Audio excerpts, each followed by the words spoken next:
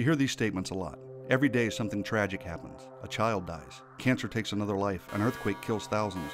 It forces people to ask the question, if God is loving and merciful, why is there pain and suffering in the world? Well, that's a good question, and thankfully the Bible sheds a lot of light on this subject. Check this out.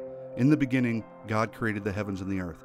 That's the declaration of the very first verse in the first book of the Bible, Genesis. The next couple of chapters explain in broad terms what God made over the course of the 6 literal days he used to complete his creation. Light, the sky, plants, animals, and humans. That's right. God created everything, and according to Genesis 1:31, he saw everything that he had made, and indeed it was very good. That is, it was complete and perfect. There was no death and no suffering. There was no survival of the fittest. Animals didn't attack and eat each other. Adam and Eve, the first 2 humans, did not kill animals for food.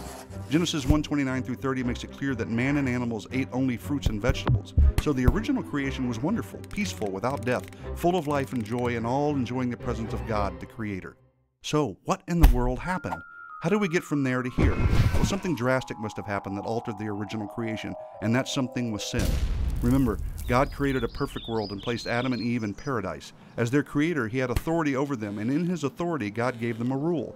In Genesis 2:17, God said, "But of the tree of knowledge of good and evil you shall not eat, for in the day that you eat of it, you shall surely die." Well, Adam and Eve heard the rule loud and clear, but they willfully disobeyed it. They ate from the tree God told them not to. They chose to live by their rules and separate themselves from God. So the Creator kept his promise that punishment would follow their disobedience. With the rebellious act of one man, sin entered God's creation and death along with it. But the effects of sin didn't stop there, because God had given dominion over all of creation to man in a very real sense. The sin of man affected all of creation. In Genesis 3, we see the beginning of a cursed creation.